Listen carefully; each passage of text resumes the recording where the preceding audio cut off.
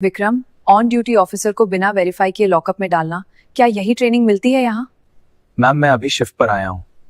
अगर मुझे पता होता तो मैं ये कभी ना होने देता। हाथ में एक पर्ची लिए जिले की तेज तर्रार एसपी कावेरी शर्मा एक आम लड़की की तरह बाजार में निकली थीं। उन्हें नहीं पता था कि ये मामूली सा दिखने वाला दिन उनके लिए सबसे खतरनाक साबित होने वाला था। मौका था उनकी लाडली छोटी बहन सुमन की शादी का। कावेरी ने एक साधारण सा गुलाबी रंग का सूट पहना, चेहरे पर कोई मेकअप नहीं, न कोई सरकारी गाड़ी, न कोई गनमैन। वह बस एक बहन थी जो अपनी बहन के लिए दुनिया की सबसे खूबसूरत साड़ी खरीदना चाहती थी। चलते चलते कावेरी के कदम शहर की मशहूर दुकान डीलक्स साड़ी एम्पोरियम पर रुके। कावेरी अंदर दाखिल हुई। काउंटर पर सेठ जेठालाल नोट गिन रहा था। सेल्समैन छोटू ग्राहकों को साड़ियां दिखा रहा था। कावेरी ने विनम्रता से कहा, भैया, मेरी बहन की शादी है, कोई अच्छी सी साड़ी दिखाइए। छोटू ने लापरवाही से 2-4 साड़ियां सामने फेंक दी। कावेरी ने बड़े ध्यान से देखा। भैया, इसका रंग थोड़ा फीका है और वो वाली थोड़ी ज्यादा भड़कीली है, कुछ सोबर और एलिगेंट दिखाइए। आधा घंटा बीत गया। कावेरी को कुछ पसंद नहीं आ रहा था। सेठ जेठालाल, जो अपनी गद्दी से सब देख रहा था, झुंझलाकर बोला, अरे मैडम, लेना है तो लो, वरना टाइम पास मत करो, यहाँ और भी ग्राहक खड़े हैं। कावेरी को बुरा लगा, पर वह शांत रही। उसने कहा, सेठ जी, शादी का मामला है, जल्दबाजी नहीं कर सकती। काफी जद्दोजहद के बाद कावेरी की नजर एक गहरे लाल रंग की बनारसी साड़ी पर पड़ी। उसने खुश होकर कहा, हाँ, ये वाली, इसे पैक कर दीजिए। इसका बॉर्डर बहुत अच्छा है, मेरी बहन पर बहुत जाचेगा। 5,000 रुपए हुए, डिस्काउंट 1 रुपया नहीं मिलेगा। ठीक है सेठ जी, बस पैकिंग अच्छे से कर दीजिएगा। कावेरी ने पैसे दिए और खुशी खुशी पैकेट लेकर मुड़ने ही वाली थी कि उसकी नजर साड़ी के पल्लू पर पड़ी। सेठ जी, 1 मिनट, ये साड़ी तो डैमेज है। देखिए, यहाँ पहले पल्लू के पास धागा टूटा हुआ है और जरी उगड़ी हुई है। ये तो पहनने पर पूरी खुल जाएगी, इसे बदलकर दूसरी दीजिए। अरे ले जाओ, इतना छोटा मोटा तो चलता है, रफू करवा लेना। अब बिल बन गया है, कंप्यूटर में एंट्री हो गई है। राफू करवा लूं? मैं 5,000 रुपए एक नई साड़ी के लिए दे रही हूँ या काटी फटी साड़ी के लिए? आप ये पीस बदल कर दीजिए। मेरे पास इसका दूसरा पीस नहीं है और बिका हुआ माल हम वापस नहीं लेते। बोर्ड पड़ा नहीं बाहर? मैं पूरे पैसे दे रही हूँ तो फटी हुई साड़ी क्यों लूं? या तो साड़ी बडाली या मेरे पैसे वापस दीजिए। ये कंज्यूमर राइट्स के खिलाफ है सेठ जी। कंज्यूमर राइट्स अपनी जेब में रखो, पैसे वापस नहीं होंगे। तुम जैसी औरतें रोज आती हैं ड्रामा करने। सस्ती साड़ी खरीदनी होती है और नखरे महारानियों वाले। निकलो मेरी दुकान से। छोटू, बाहर कर इसे। दोस्तों, पूरी कहानी जानने के लिए वीडियो को आखिर तक देखें, लेकिन पहले वीडियो को लाइक करें, चैनल को सब्सक्राइब करें और कमेंट में अपने शहर का नाम जरूर लिखें। आवाज नीचे रखकर बात करो।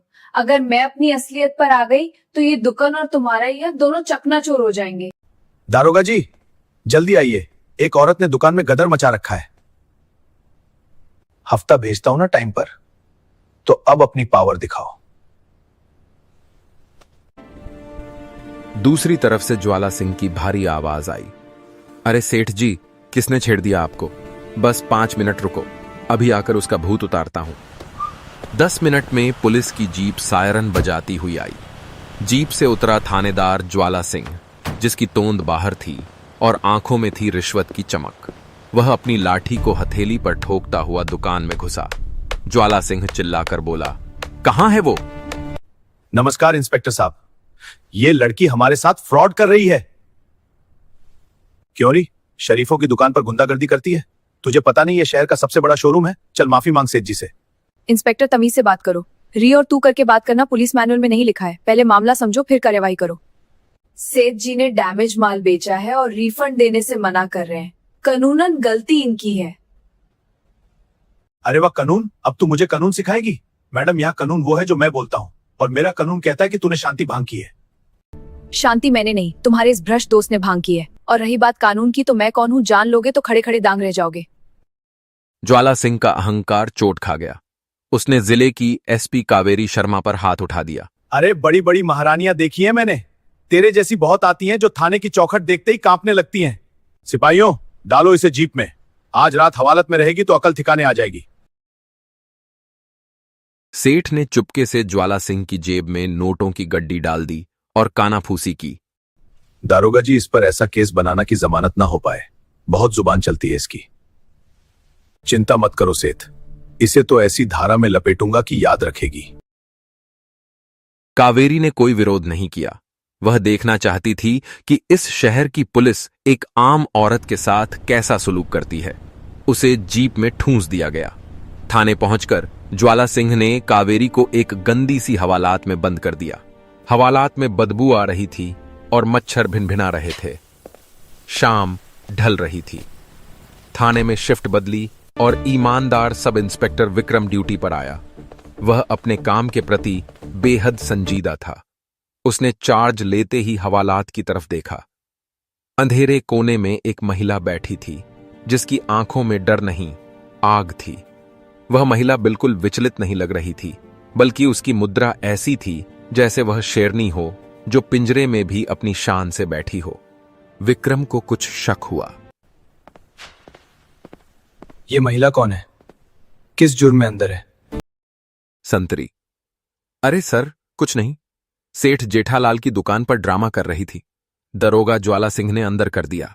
विक्रम के कान खड़े हो गए। उसे याद आया कि आज ही जिले में नई एसपी की पोस्टिंग हुई है और हेडक्वार्टर से खबर थी कि वह इंस्पेक्शन पर निकल सकती हैं।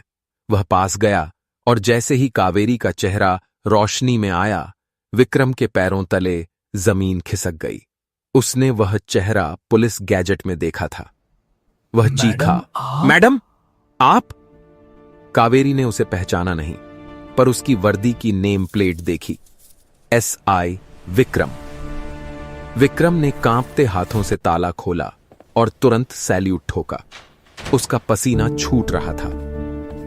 माफ कीजिए मैम, ये क्या अनर्थ हो गया? सर, मतलब ज्वाला सिंह ने आपको, हे भगवान! हवालात का दरवाजा खुलते ही वह साधारण सी दिखने वाली लड़की अब एसपी कावेरी शर्मा के रूप में बाहर निकली। उसकी चाल बदल चुकी थी।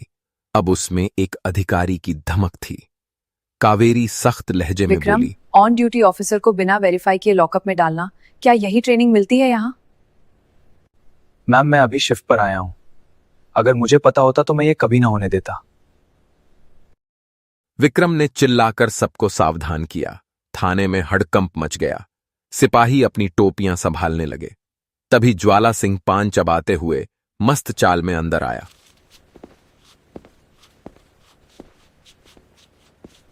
अरे विक्रम, उस पागल औरत को पानी वानी मत देना, उसे तो आज। विक्रम को कावेरी के सामने अटेंशन में खड़ा देख और कावेरी को बाहर खड़ा देख वह चौंका। अरे, तूने इसे बाहर क्यों निकाला? सर, जुबान संभाल कर, ये जिले की नई SP madam miss Kaveri Sharma है। ज्वाला सिंह के मुंह से पान गिर गया। उसकी आंखों के सामने अंधेरा छा गया। उसका नशा 1 सेकंड में उतर गया। वह दौड़कर कावेरी के पैरों में गिर पड़ा। ज्वाला सिंह गिड़गिड़ाते हुए बोला, मैडम मैडम, गलती हो गई, मुझे लगा कोई आम औरत है, मुझे माफ कर दीजिए, मेरे छोटे छोटे बच्चे हैं मैडम। आम औरत? तो क्या आम औरत के साथ ऐसा जानवर जैसा सलूक करते हो? अगर मैं एसपी ना होती तो आज उस बेचारी औरत की रात इसी गंदी हालात में गुजारती। तुम्हारी वर्दी पर दाग है ज्वाला सिंह, और आज मैं उस दाग को मिटाऊंगी। मैडम, सेठ जेठा ने मुझे भड़का दिया था।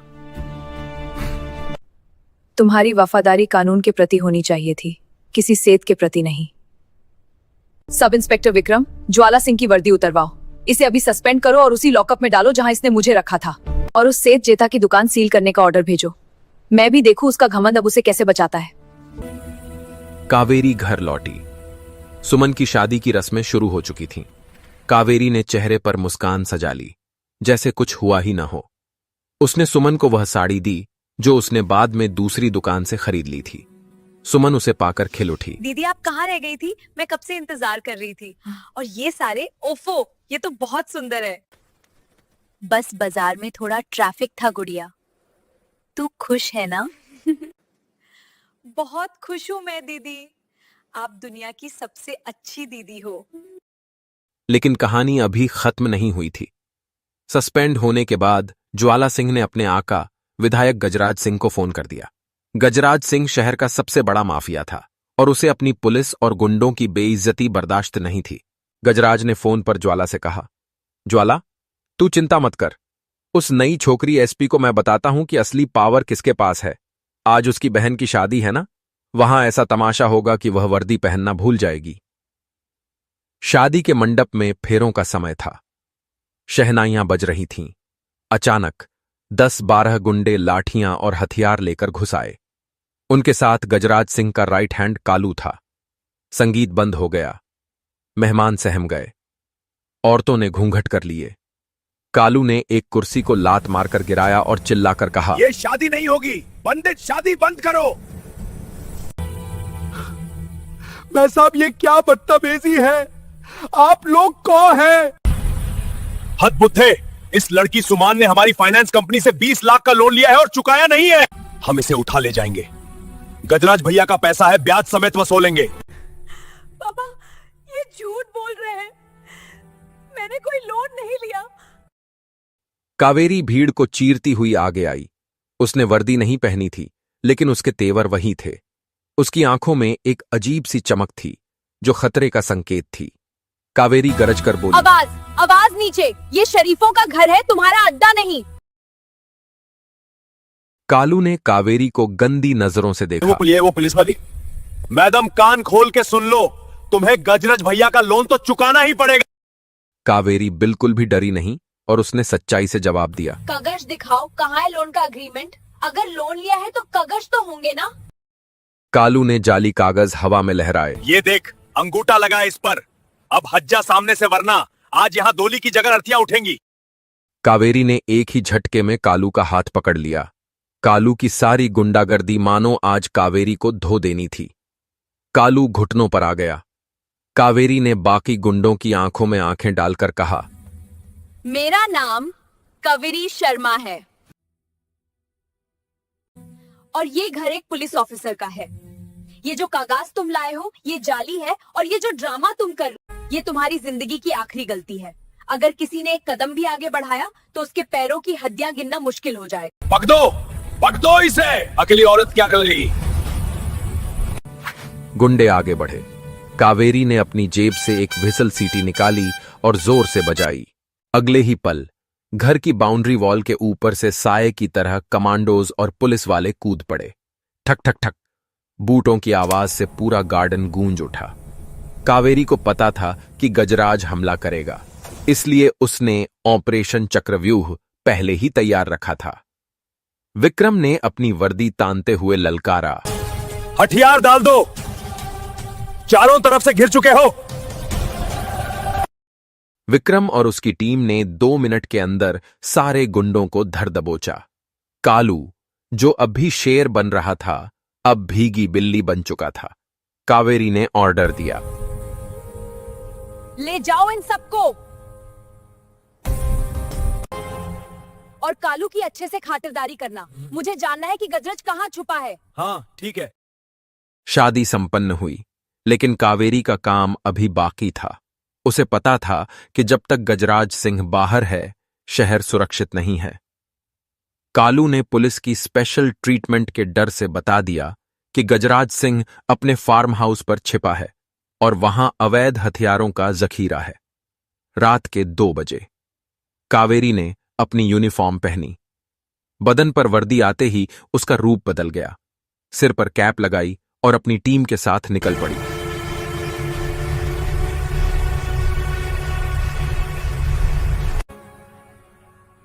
अल्फा टीम, ये एसपी कावेरी है। हम गजराज के फार्म हाउस को घेर रहे हैं। मुझे गजराज हर हाल में चाहिए। बाहर जाने के सारे रास्तों पर घेराबंदी कर दो। मूव इन, आज बाहुबली का अंत होगा। पुलिस की गाद्दियों का काफिला बिना सायरन के गजराज के फार्म हाउस पर पहुंचा, लेकिन कावेरी की स्ट्रेटजी के आगे गुंडे टिक नहीं पाए। कावेरी ने लात मारकर मुख्य दरवाजा तोड़ा और सीधे गजराज सिंह के बेडरूम में दाखिल हुई। गजराज नोटों के बंडल बैग में भर रहा था। कावेरी को देख वह भागने के लिए खिड़की की तरफ दौड़ा। जा गजराज, वरना अंजाम बद से बदतर होगा। तुम जानती नहीं तुमने क्या किया है, मैं विधायक हूं। कावेरी ने उसके पास जाकर हथकड़ी निकाली और उसे खड़ा किया। तुम विधायक हो नहीं थे।